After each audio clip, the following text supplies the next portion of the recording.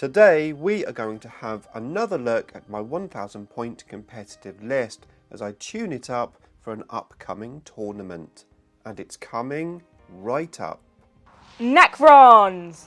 Nick speaking, and welcome to this video. Right, today we are looking at my 1000 point tournament list.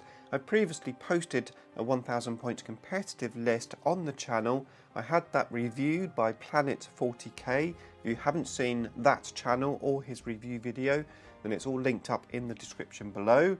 And I've also had, of course, a lot of comments and feedback from all of you guys. So I'm going to split this video into 3 sections. Section 1 will be looking at my list and responding to all of the thoughts and comments and changes which everyone's made. Section 2 will be looking at some of those changes in list format.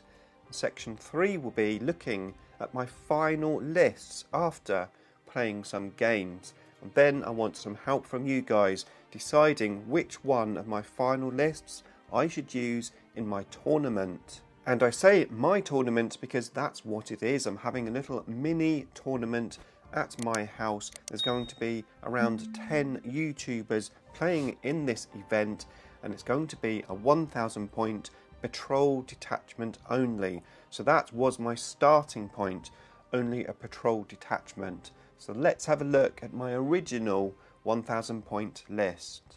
Now, I'm not going to go into too much detail with the first list because I've already made a video on it, and I'll link you up to that video in the description below along with Planet 40k's response video. But I've got a 1000 point patrol detachment, Eternal Conquerors and Relentless Expansionist, and I'm taking the shoot and do actions all game protocol. I've got the Technomancer with the control node to give me +1 to hit rolls, with fail-safe overcharger to give me D3 extra attacks, and the Veil of Darkness. I've got 5 Immortals with Gauss in the troops slot, and then 3 Canoptic Spiders to go with the Cryptek to get all of those buffs, and those spiders have got particle beamers. One of them have got a prism to help with Deny the Witch. I then have 5 Flayed Ones to keep in reserve and deep strike if needed, 5 Wraiths.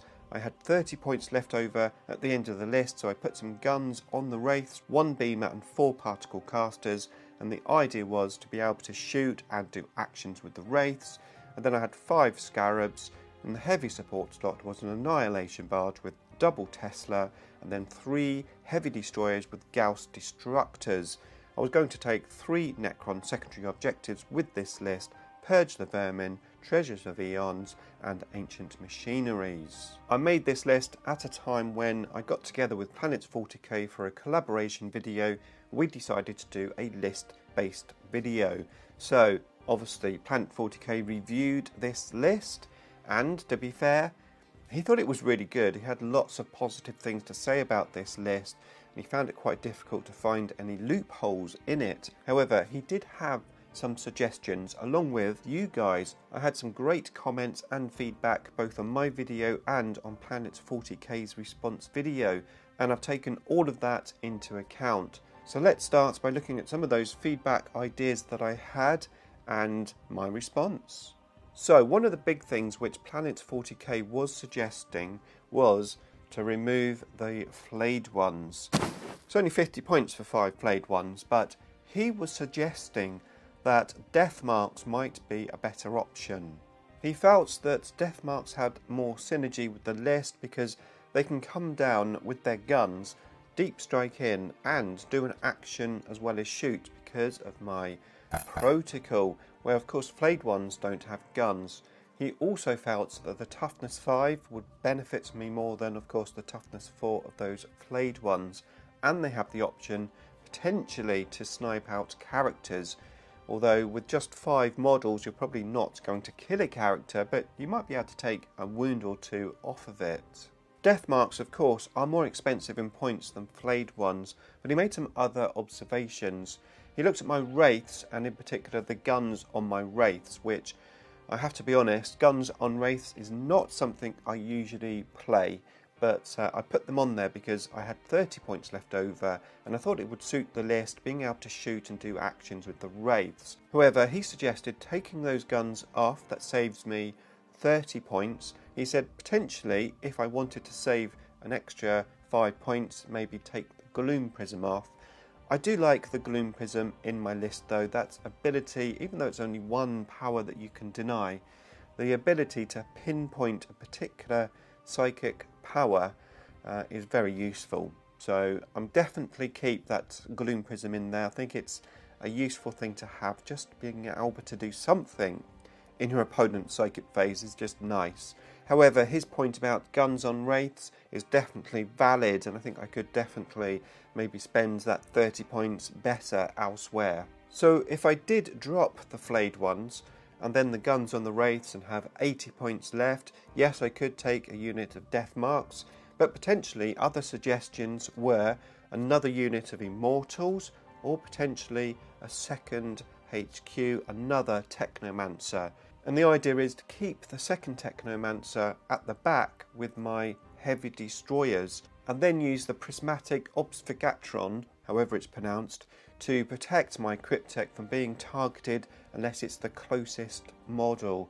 And I actually really like this idea.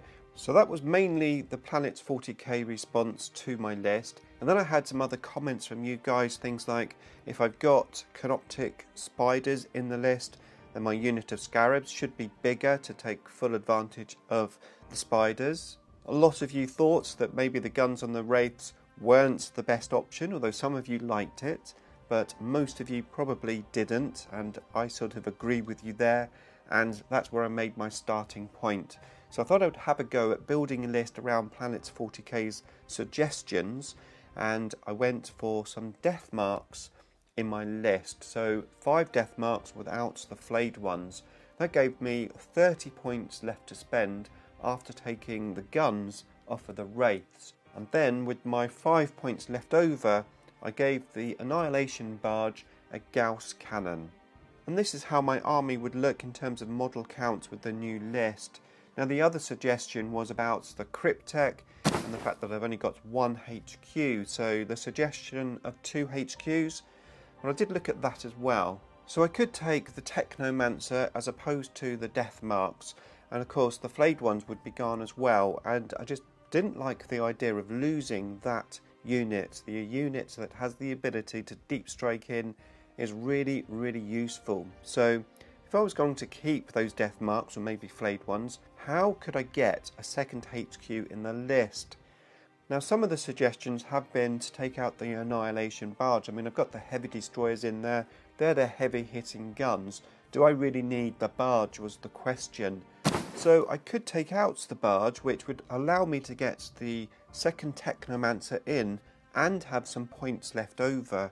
So I made a list based around this. So I've got the second Technomancer in there with the Prismatic Arcania, which I do believe you need if you're taking him next to heavy destroyers, because once one heavy destroyer is dead, then he can be targeted unless you've got that particular Arcana. So definitely a good option. So I've taken those, and that gave me 40 points left over with the death marks still in the list. So for 40 points, well, I thought about what I could spend it on, and I took your guys' comments into consideration and added in another 2 Scarabs. So 7 Scarabs, had 10 points left over, and I couldn't resist to put a couple of particle casters on the Wraiths with those 10 points. So now my list looks like this, and as I said, I don't think the 2 casters, the 10 points on those guns on the Wraiths are optimal. So it got me thinking, well, how else could I use the 40 points left over after taking out the Annihilation Barge? Well, 40 points would buy me 2 Cryptothralls. Now, Cryptothralls went downhill massively in the last chapter approved. However, back in Nephilim, I think potentially they could be back, because they don't take up a slot when you've got a Cryptek in your list. They are a Canoptic unit. They can now do actions even though there's only 2 of them, and potentially they could be quite a nice small unit just to hide behind a piece of terrain, stay on an objective, do actions. They wouldn't necessarily have to go anywhere near your HQ, your Cryptek. They could just be a standalone unit. I mean, you could even just deploy them behind a piece of terrain in the corner of your deployment zone to stop your opponent from deep striking in.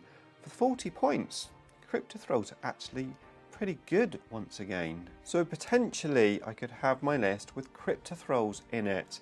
And well, this has ended up giving me 4 different lists. So I was playing some games with Richard and we were hoping to play 3 games in one day. We ended up only playing 2 games, but I've had some gaming experience now with 2 different lists and I've come to some conclusions. So let's have a look at those and my final lists after playing those games, of which one of them I'm going to use in my tournament. So after playing some games with the lists, I am in the view that 1 Cryptek in the list is enough. It's all about those spiders and buffing those spiders. I've got the Veil of Darkness there. If I need to vow away from the spiders, maybe protect the Cryptek, I could potentially vow the Cryptek back with the Heavy Destroyers if I need to, although of course I won't have the right Arcania there. But I think 1 Cryptek is enough, and that has wiped out those second 2 lists which you saw. So let's have a look at my first final list, list A. 1 Technomancer in this list, and I'm sticking with flayed ones, and the reason for that is because, well, I like flayed ones in my list because whilst yes they can't come in and shoot, they can come in and assault, and when they do assault, even though there's only 5 flayed ones, they're pretty decent in assault. And the idea would be to come in and then assault a unit on an objective, hopefully taking that objective with my objective secure ability. Okay, death marks can come down, they can shoot and do an action. I found that my reserves, when they came in, even if I held them to turn 3, didn't really have an objective to come down on. The table is so small that it just didn't happen. So potentially flayed ones could be the best option to come down, assault an objective. Yes, you've got to roll well to get onto that objective, and if you don't get onto the objective, yes, they're only toughness 4. Potentially you have the stratagem to make them hard to hit though. So I've left the flayed ones in list A, and then what I did with the extra 30 points which I had left over is I put 2 more scarabs in the list, because a lot of the feedback was I could potentially have more scarabs to help with the unit staying alive and then bringing them back. In the game that I had, my 5 scarab bases died in 1 assault round, and to be fair, if I'd had 7 bases, those extra bases would have died anyway, but I can definitely see the advantages of having more scarabs. So that was my first list, and as you can see I've got the Annihilation Barge in there, and in this list it's going to be double Tesla just because of the points. And of course I kept the Gloom Prism on my spiders there as well. So that is list A. List B is basically the same as list A, but rather than spending those 30 points on more scarabs, I've actually put more flayed ones into the list, just to make that flayed one unit more potent. Yes, I can deep strike my flayed ones, and that's generally probably what I would do. However, I could deploy those flayed ones and use them as a counter assault unit. In one of the games which I had my Annihilation Barge on one side on an objective, and whilst the barge is great at shooting, obviously it's not very good in assault.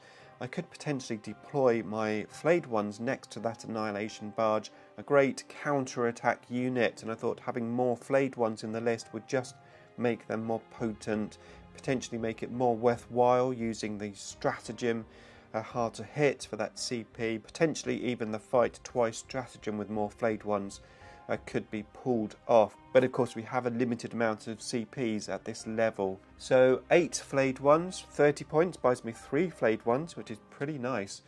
The same list, but with 8 flayed ones as opposed to the extra scarabs, so just 5 scarabs in this list. So that is list B. The final list is actually the second list which I made earlier in the video. It's exactly the same. So list C has the death marks in the list, the wraiths with no guns, and the extra 5 points is on the barge, giving me the Gauss cannon underslung gun. I actually played this list and it worked really well and I liked it. I think it's just a case of, do I use death marks or do I use flayed ones in my list?